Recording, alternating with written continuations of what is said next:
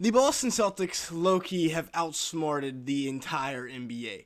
They've made a lot of roster changes this season, so we're going to talk about all that today. But behind the man that can't go left and the 19-year-old MVP, this Boston Celtics squad, they're looking really good for this year. Depth could be a question mark, we'll talk about that, but they had a lot of roster overturn this offseason. They lose Malcolm Brogdon, 6th man of the year. Grant Williams goes to Dallas. The Time Lord gets traded out to Portland. Marcus Smart is now a Memphis Grizzly, and Danilo Gallinari, who had a huge impact for them last year, is now gone. However, they definitely brought in the reinforcements. They replenished the talent on this roster, starting with Kristaps Porzingis. They also bring in an upgraded version of Marcus Smart. Jordan Walsh, via the draft at 38, was a good pickup. Lamar Stevens from the Cleveland Cavaliers and O'Shea Brissett. We'll talk about both of those guys in depth later on in this video. So if you're a Celtics fan or just a fan of the NBA in general, make sure to stick around for the full video, not only because it helps us out in the YouTube algorithm, but you might learn a little something. Also, make sure to hit the like button if you do enjoy at any point. That is huge as well. Leave me a comment down below, and make sure to hit that subscribe button, because as you can see here, quite a few people are not subscribed to the channel. We need to fix that. Now, with that being said, let's go ahead and get started. They now have a big four in Boston, and holy cow, that is a lot of star power.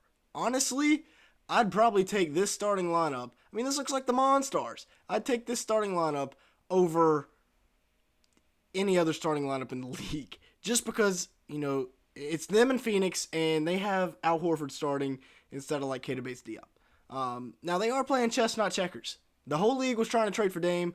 Well, guess what? They got the Dame stopper. In 2023 versus the Bucks, Dame was 7 for 18 from the field, 2 for 7 from 3, when Jrue Holiday was the primary defender versus him. Tough. I mean, that's pretty smart there. The Bucks go out, they get a superstar. All right, go find the guy that locked him up and bring him in. Oh, by the way, he also averages 20 and 7.5 assists per game, 5.4 rebounds as one of the better combo guards in the NBA. 48% from the field, 39% from 3, and 1.2 steals as well for Jrue Holiday last year in Milwaukee, playing alongside Giannis Antetokounmpo. And now he comes in, he's playing alongside Derek White, and they form one of the best defensive backcourts in the league. Taking a look at who Jrue Holiday teams up with. Like I said, this team looks like the Monstars out there. These three guys, and then Jrue Holiday as the fourth option. That's crazy. Jaylen Brown, 26.5 points a game, 7 rebounds a night last year. Not bad for a guy who can't go left at all. 49% from the field, 34% from 3. But seriously, not trying to hate on JB, but how you get $300 million guaranteed and you can't dribble a basketball with your left hand? Like, have y'all seen that video of him in training camp trying to dribble with his left? It's kind of wild.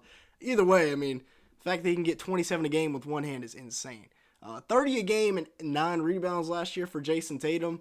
Bro is just insane. The greatest 19-year-old this league has ever seen. 47% from the field, 35% from 3. You're not stopping him. You can only hope to contain him. 6'8", and he can just do anything he wants with the basketball. 4.6 rebounds per game as well. Or 4.6 assists, I should say assist, and then a steal a game, as if the 30 and 9 weren't good enough for you. And then Tingus Pingus coming over from the Washington Wizards, 23 points a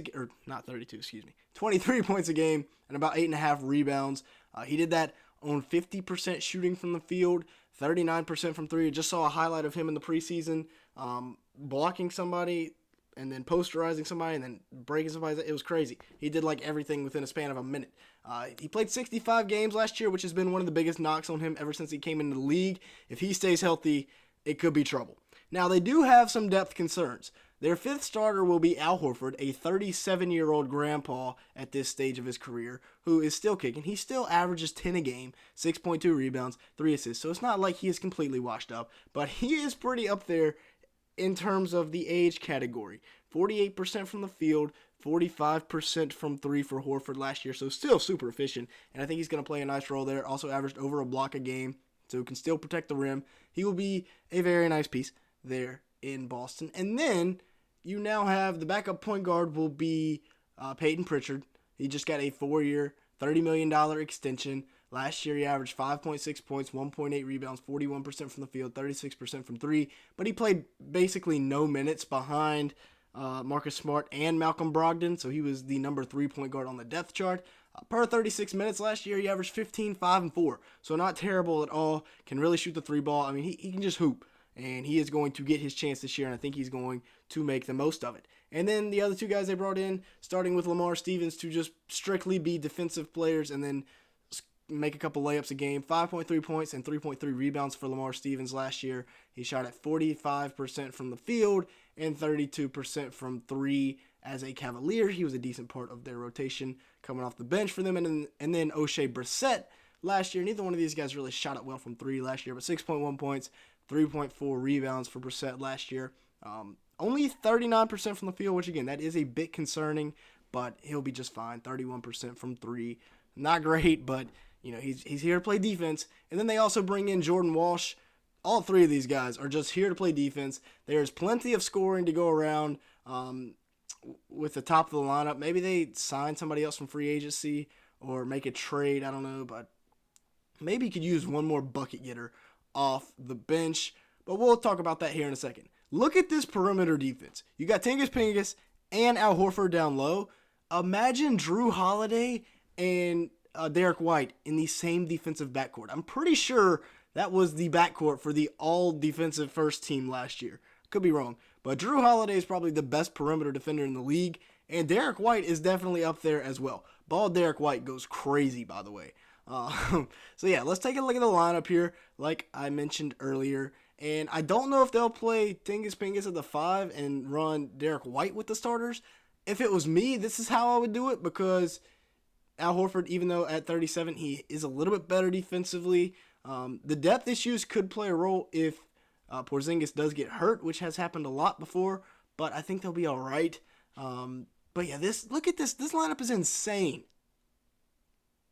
I mean, who is stopping this team? I'm taking this over any starting lineup in the NBA. Yes, I'm taking it over the Denver Nuggets, unless they just have horrible chemistry issues. This team should be an absolute juggernaut. Like I said, if they all stay healthy, this is the 1 seed in the East. I don't care what the Milwaukee Bucks are putting out there. This is the number 1 team in the NBA if they all stay healthy. Number 1 starting lineup for sure.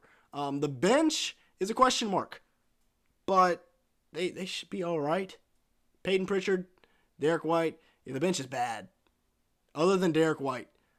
Peyton Pritchard, I think, will have a good year this year.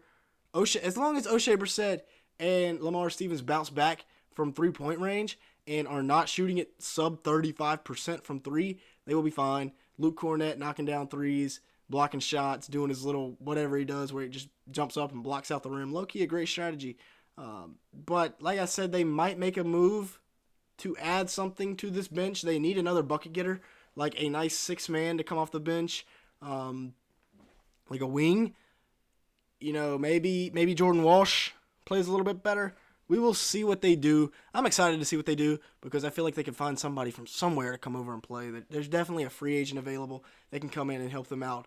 But yeah, y'all let me know your thoughts down in the comments below. I think this, they're a microwave scorer off the bench away from being my favorites to win the NBA championship this year. I don't know. This is a stacked up Celtics team. I mean, you look at that starting lineup. How do you stop that? Serious question. How do you stop that? You're getting clamped up on the other side of the ball. How do you stop that? It's going to be tough. But like I said, they go out and get one more piece, and this is a team that, in my opinion, wins an NBA championship. But with that being said, that is going to be it for today's video. Thank you so much for watching. Make sure to like button. Leave me a comment down below if you did enjoy at any point. Hit that subscribe button. Like I said, trying to hit 10K by the time the NBA season starts. And with all that being said, thanks so much for watching today's video.